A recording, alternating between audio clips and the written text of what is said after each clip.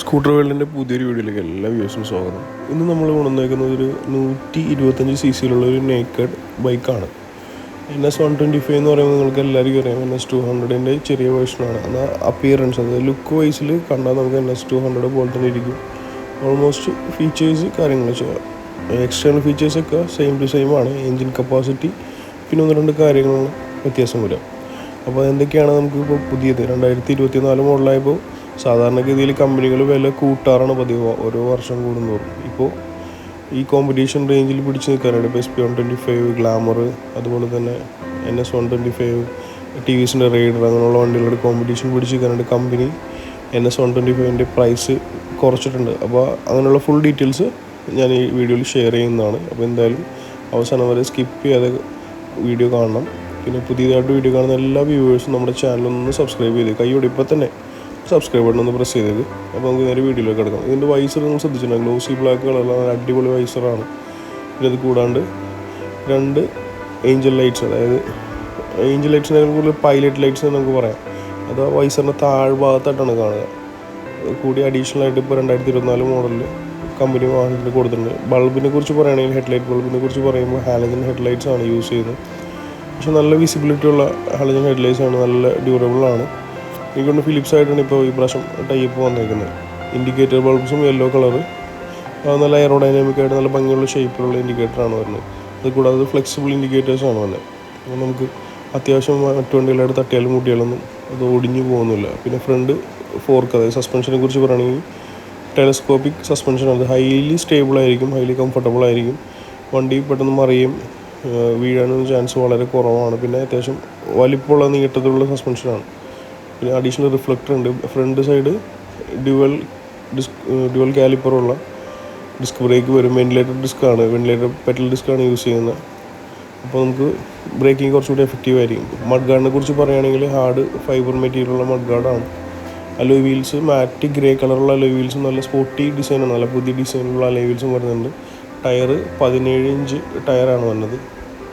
അതിൽ എഴുതിയിട്ടുണ്ട് കാണാം, 90/100 ഇഞ്ച് C8ൻ്റെ ടയറാണ് ഇപ്പോൾ വന്നത്. പിന്നെ ബാക്കിയുള്ള ഫീച്ചേഴ്സിനെ കുറിച്ച് ഡീറ്റെയിൽ ആയിട്ട് സംസാരിക്കുകയാണെങ്കിൽ ഇപ്പുറത്തെ സൈഡിലും ഇതുപോലെ നല്ലൊരു റിഫ്ലക്ടർ വരുന്നുണ്ട്. പിന്നെ വാഹനത്തിന് നമുക്ക് ആ സൈഡിൽ നിന്നുള്ള ഡിസൈൻ നോക്കുകയാണെങ്കിൽ കാണാം, 125 നല്ല വലിയൊരു ബാഡ്ജിങ്, അതായത് സ്റ്റിക്കർ വർക്ക് വരുന്നുണ്ട്. പിന്നെ ഫ്യൂൽ ഇഞ്ചക്ഷൻ്റെ ബാഡ്ജിങ് വരും. ഈ പൾസർ എന്നുള്ള ബാഡ്ജിങ് നമ്മുടെ N160 വരുന്ന സെയിം ടു സെയിം. ഏകദേശം 13 ലിറ്റർ സ്റ്റോറേജുള്ള ഫ്യൂൽ ടാങ്ക് ഉണ്ട്. അതിൻ്റെ എക്സ്റ്റേണൽ, അതായത് പുറം ഭാഗം ഫൈബറാണ്, ടാങ്ക് മെറ്റൽ തന്നെയായിട്ട് വന്നത്. പിന്നെ E20 ഫ്യൂൽ സപ്പോർട്ടറാണ്. ഇതിൻ്റെ മറ്റൊരു പ്രത്യേകത എന്ന് വെച്ചാൽ ഇതിൻ്റെ ഇപ്പോൾ സിമ്പിളായിട്ട് ഇപ്പോൾ എന്താ പറയുക, നമ്മുടെ ഹാൻഡിൽ ഗ്രിപ്പ് ആയാലും ലിവേഴ്സ് ആയാലും സ്വിച്ചസ് ആയാലും എല്ലാം തന്നെ നല്ല അടിപൊളി ക്വാളിറ്റിയാണ്, നല്ല ബെസ്റ്റ് ക്വാളിറ്റി ആണ് വാഹനത്തിന് വരുന്നത്. പിന്നെ മീറ്ററിനെ കുറിച്ച് പറയുകയാണെങ്കിൽ അനലോഗ് പ്ലസ് ഡിജിറ്റൽ മിക്സഡ് ആയിട്ടുള്ളൊരു മീറ്ററാണ് വരുന്നതിൽ. Indicator, brake light, dimmer bright indications എല്ലാം വരും. പിന്നെ അത് കൂടാണ്ട് ഇപ്പോൾ നമ്മുടെ വണ്ടിയിൽ ഡിസ്റ്റൻസ് ടു MT എന്ന് പറയും, ഉള്ള ഫ്യൂൽ വെച്ചിട്ട് ഇനി എത്ര കിലോമീറ്റർ ഓടും എന്നുള്ളൊരു ഫീച്ചർ കൂടെ അഡീഷണൽ ആയിട്ട് വരും. പിന്നെ 2 ട്രിപ്പ് മീറ്റർ വരും, ഓഡോമീറ്റർ, ഇത്തരം കാര്യങ്ങളൊക്കെ. പിന്നെ ഫ്യൂൽ ഗേജ്, ഇതെല്ലാം ഡിജിറ്റലായിട്ട് കാണിക്കും. ബാക്കിയെല്ലാം LED ലൈറ്റ്സ് ആണ് വരുന്നത്. മിററിനും ഇതുപോലെ തന്നെ എന്താ പറയുക, ഒരു പ്ലാസ്റ്റിക്കിൻ്റെ അല്ലെങ്കിൽ ഒരു റബ്ബറിൻ്റെ നല്ലൊരു കവറിങ് കൊടുത്തിട്ടുണ്ട്. ഇതാണ് സെൽഫ് സ്റ്റാർട്ട് ബട്ടൺ വരുന്നത്. ആക്സിലേറ്ററൊക്കെ നല്ല പക്ക ക്വാളിറ്റിയാണ്, നല്ല ഹെവി അടിപൊളി ക്വാളിറ്റിയിലാണ്. സീറ്റ് വരുന്നത് വെച്ചാൽ സ്പ്ലിറ്റ് സീറ്റാണ് വരുന്നത്. പിന്നെ അതിന് സെപ്പറേറ്റ് ഒരു കവറിങ് കൊടുത്തിട്ടുണ്ട്. കുഷനിങ് ഏകദേശം നമ്മുടെ സ്പ്ലിറ്റ് സീറ്റുള്ള പൾസർ 150യുടെ കുഷനിങ് പോലെ തന്നെയാണ്. ഒരു അടിപൊളി ഗ്രാബ് റെയിലും ബാക്ക് സൈഡിൽ കൊടുത്തിട്ടുണ്ട്. ഗ്രാബ് റെയിലിന് നടുവിലായിട്ടൊരു സ്പെഷ്യൽ ബോഡി ഗ്രാഫിക്സും വരുന്നുണ്ട്. അതൊരു സ്പോർട്ടിനെസ്, എയറോഡൈനാമിക് ഡിസൈൻ കാണിക്കാനുണ്ട്. സീറ്റ് കവളിലും ഇതുപോലെ തന്നെ നല്ലൊരു വൈറ്റ് സ്റ്റിക്കറും NS125ൻ്റെ ബാഡ്ജിങ്ങും കമ്പനി കൊടുത്തിട്ടുണ്ട്. പിന്നെ നമുക്ക് സൈഡ് കവറിലും ഇതുപോലെ തന്നെ ഒരു എയർ കട്ട് ചെയ്താനുള്ള ഒരു ഫീച്ചറും കൊടുത്തിട്ടുണ്ട്. ഫ്യൂൽ ഇഞ്ചക്ഷൻ്റെ ബാഡ്ജിങ് കൊടുത്തിട്ടുണ്ട്. N125ൻ്റെ നല്ല നീട്ടത്തിലുള്ള ബാഡ്ജിങ് ടാങ്ക് കവറിലും വന്നിട്ടുണ്ട്. അതുപോലെ തന്നെ ഫുള്ള് ആ ഒരു എയറോഡൈനാമിക്സ് കിട്ടാനായിട്ടുള്ള, ഇപ്പോൾ ബോഡി ഫൈബർ ഐറ്റംസിലെല്ലാം ആ എയറോഡൈനാമിക്സ് കിട്ടാനായിട്ടുള്ള നല്ലപോലെ വർക്ക് അവർ ചെയ്തിട്ടുണ്ട്. പിന്നെ ഈ വാഹനത്തിൻ്റെ എഞ്ചിനെ കുറിച്ച് പറയുകയാണെങ്കിൽ 125cc ആണ് എഞ്ചിൻ വരുന്നത്. ഇത് 5 സ്പീഡ് ട്രാൻസ്മിഷനാണ്.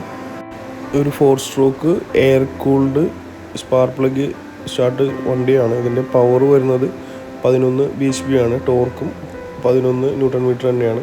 5 സ്പീഡ് ട്രാൻസ്മിഷനാണ്. ഒരു 40-45 റേഞ്ച് മൈലേജ്. നമ്മുടെ സേഫ്റ്റിക്കായിട്ട് side stand, engine cut off sensor കൂടെ ഈ വാഹനത്തിൽ ആഡ് ചെയ്തിട്ടുണ്ട്. ഫുള്ളി എയറോഡൈനാമിക്കാണ്. ഇപ്പോൾ മെറ്റൽ എന്ന് പറയുമ്പോൾ കൂടുതൽ അലൂമിനിയോ അല്ല, ഒരു എന്താ പറയുക, ഒരു കമ്പൈൻഡ് അലോയ് ആണ് കൂടുതൽ യൂസ് ചെയ്തിരിക്കുന്നത്. ഓപ്പൺ ടൈപ്പ് ചെയിൻ കവറാണ് വന്നത്. അതുകൊണ്ട് ചെയിനൊക്കെ നമ്മൾ സൂക്ഷിക്കണം. പക്ഷേ കുറച്ച് ലൂബൊക്കെ ചെയ്ത് വൃത്തിയായിട്ട് ചെയിൻ സൂക്ഷിക്കേണ്ടി വരും. പിന്നെ ബാക്ക് സൈഡ് സസ്പെൻഷൻ വരുന്നത് മോണോ ഷോക്കാണ്.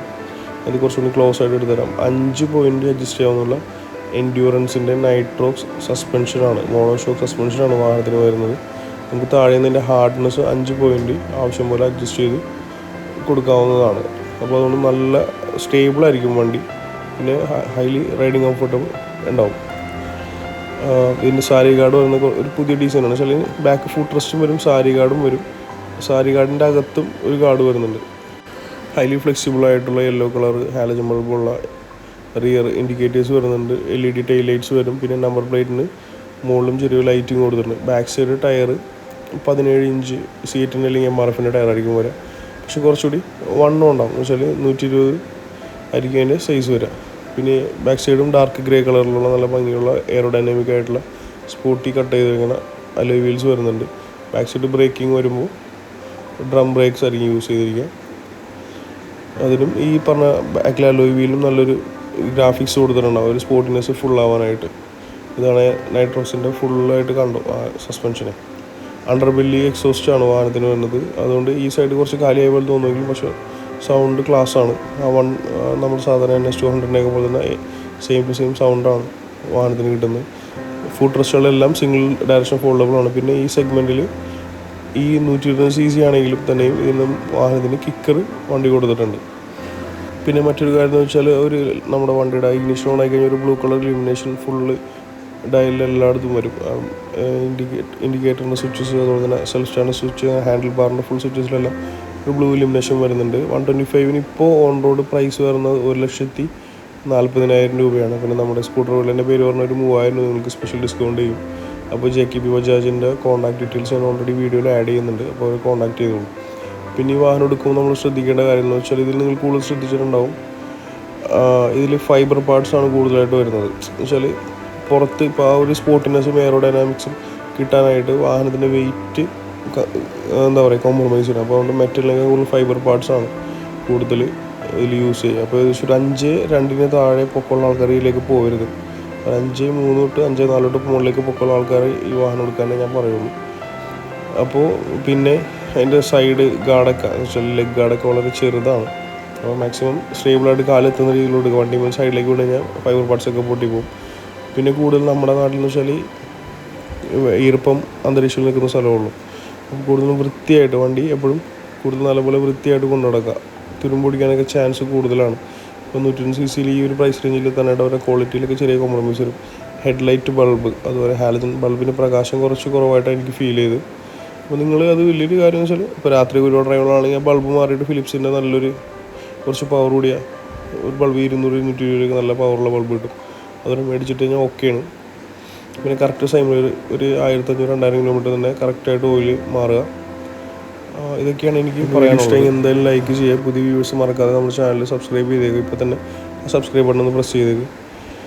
അപ്പോൾ മറ്റൊരു വീഡിയോയിൽ നേരിട്ട് കാണുന്നവരെ എല്ലാവർക്കും thank you so much for watching.